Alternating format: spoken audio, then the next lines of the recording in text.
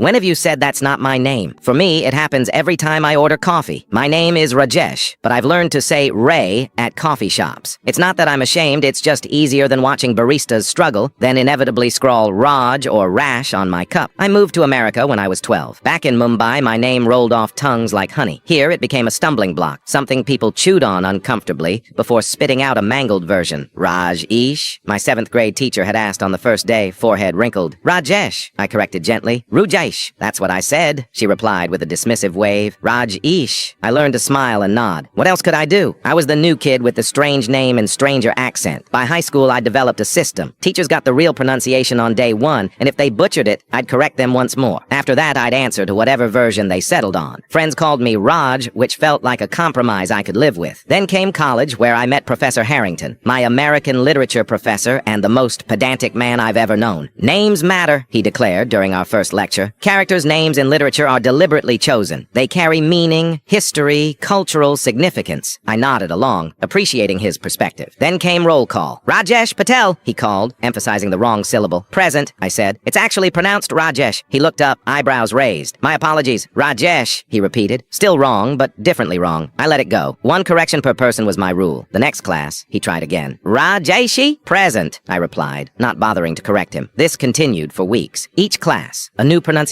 each more creative than the last. I suspected he was doing it deliberately, though I couldn't understand why. Then came the day we discussed Jhumpa Lahiri's The Namesake. The protagonist struggles with his Bengali name in America, Professor Harrington explained. He adopts an American nickname to avoid the discomfort of having his true name mispronounced. His eyes found mine. Some might see this as pragmatic adaptation. I see it as surrender. After class, he called me to his desk.